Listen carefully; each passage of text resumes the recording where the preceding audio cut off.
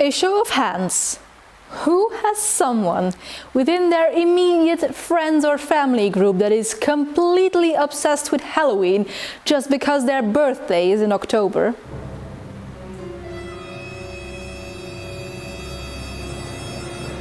Yes, I guess that's a pretty universal experience. So let's make some birthday gifts. I might have already started on mine. For my Halloween besotted friend, I am making Deathflake Mittens. Let's get spoopy. As usual, the pattern is in the description box below if you want to knit them for yourself or your Halloween besotted friend or family member.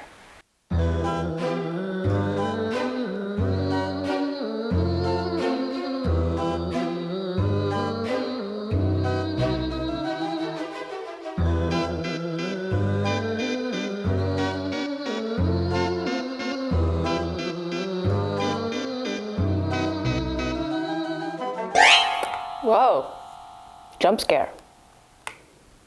Don't worry, this is not the worst that I have looked.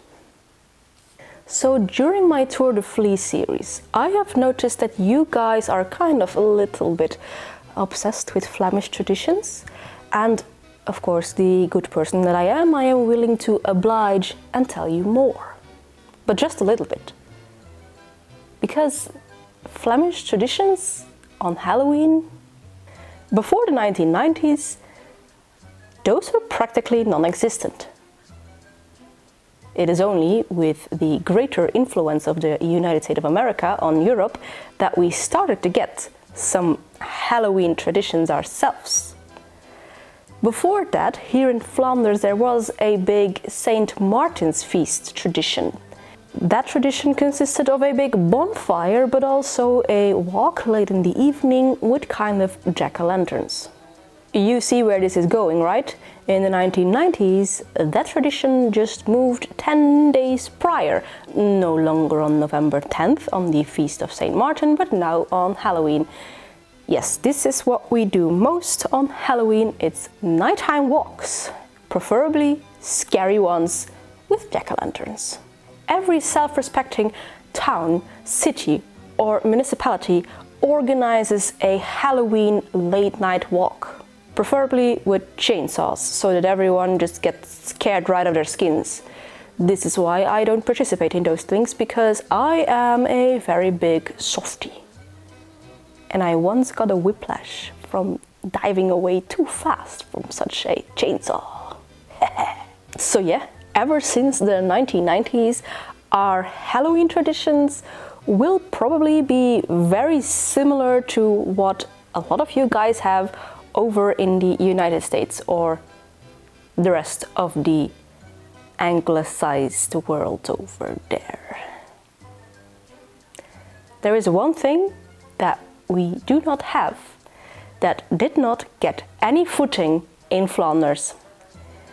We have parties and walks and decorations because, of course, shops saw the commercial interest in Halloween, but the one thing that did not get footing is trick-or-treating. There is no trick-or-treating on Halloween in Belgium. Mostly. There might be, like, some local stuff that was organized by a school or something, but it's not a general tradition.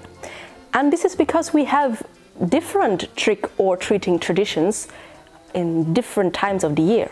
Depending on where you live, this is either on New Year's Eve or on Epiphany, or if you're lucky, like me, both. So either on New Year's Eve or Epiphany, children go door to door singing songs and getting candy or money sometimes. And I think because that is such a strong tradition, Halloween trick-or-treating isn't really getting any footing here. It might do so in the future because, you know, the American sphere of influence is just broadening every day and social media is helping with that. But I never ever have been trick-or-treating on Halloween. I have, by the way, opted to switch around this skull motif. Now they are facing each other, just like, well, alternating on the cuff. My reasoning for this was, well, I want one of the skulls to be facing my friend when she's wearing the mittens. Like not only like this, but also like this. Right?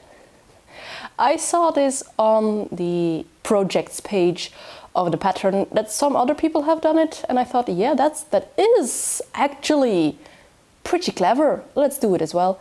And I think we are one row away from shaping the mitten, and then we can make a thumb. Progress! Yes!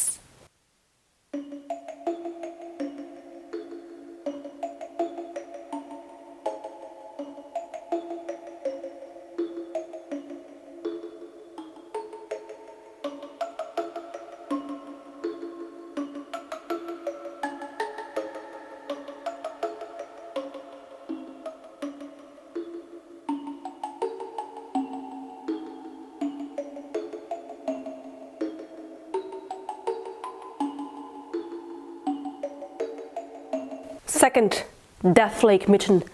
I want it done within a week, so that this video can get edited, the mittens can get blocked and then packaged in time for the party.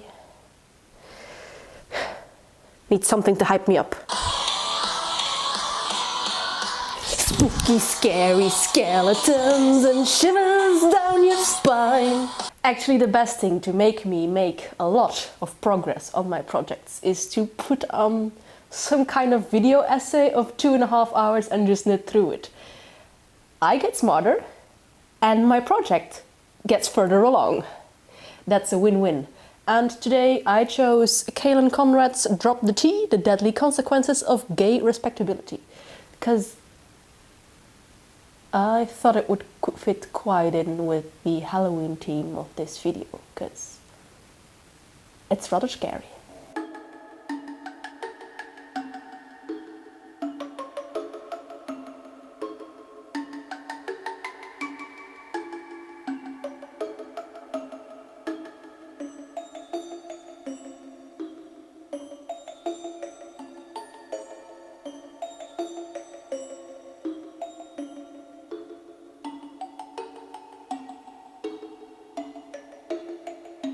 I am yay far on the second mitten. Thank you, Kaylin, for supporting my project with your very long podcast episodes. However, I am feeling actual dread as of now. Not like the jump scare from some dude with a chainsaw, but actual dread. Because my black yarn is running out. I might have a second skein of this, but I'm not sure. Maybe let's look for it. Oh no, spoilers for upcoming videos!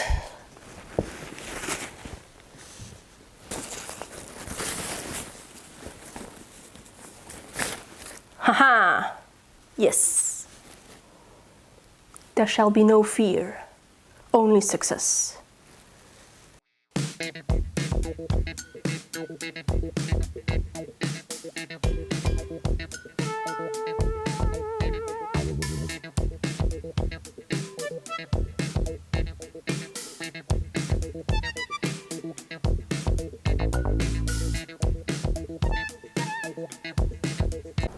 I think I might have found the source of all those alder trees in my garden.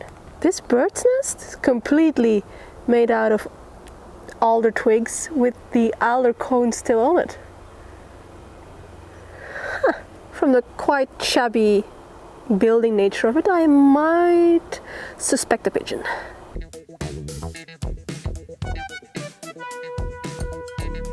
It's the final thumb down.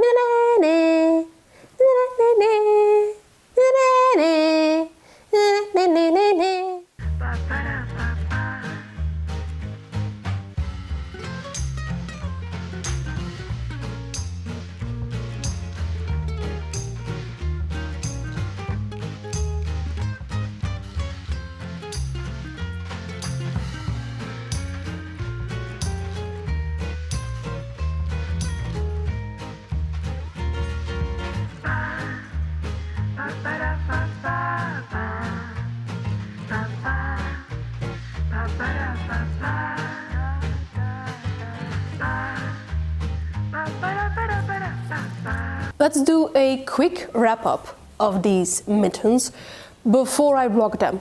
That's just time-efficient working, so then I can edit this video while these are drying. While they fit me like a glove, pun intended, I have the hands of a 12-year-old child.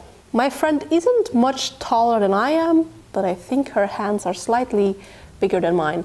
And yeah, I think blocking will make it that it just fits perfectly for her as well, and not just for me with my tiny, tiny goblin hands. I just really hope she loves them. I mean, what's not to love, of course? It's in her aesthetic, black and white, it's spoopy, it's Halloween, it's a handmade gift from a friend, and she is a knit-worthy giftee. I once made her a Zero plush from The Nightmare Before Christmas, and that's Halloween decoration every year. So top tier, knit-worthy giftee. So I think she will appreciate these, right? I might need to make a pair for myself, because I like how they fit me. I eventually also managed to finish them with the original black skein. This is all that there is left. That's also very yarn efficient working, I think. Did I actually, in the entirety of this however many minutes vlog, mention what yarn I was knitting with? I might have forgotten that little detail, but anyway, I am not here to influence you to buy something, I'm here to influence you to make something. But for those that like those kind of details, this was Sagamaya Regia 4-ply sock yarn, and the contrasting white that I used was Lang Yarns Raw. That's the kind of yarn that they make especially for dyers. It's also a tip if you want to dye your own yarn. Lang Yarns Raw has quite a bit of options. Sagamaya Regia also has a skein of undyed sock yarn that you can dye yourself. Just a quick tip. And with these Deathflake mittens, our tiny foray into Halloween content is over, because tomorrow we do celebrate the party, the feast that is Halloween. And to be honest, while you might not say it because of all the content I have been creating about it here in October, Halloween actually is not my favorite holiday. I'm personally more of a Christmas type of person. What about you? Well, since I do not know what the reaction of my friend is going to be as of now, I actually have very little to say about these mittens, except that it's a good pattern, it's easy to follow, great charge, it's free, 10 out of 10 do recommend. They look super fancy for a free pattern. So if you have a Halloween besotted friend or family member, it's just a suggestion. Anyway, if you like these kind of fiber shenanigans, then maybe you could like, comment or subscribe, but of course that is all up to you, and as for me, I will see you in a next video. But before we do that, here is some more knitting shenanigans. Bye!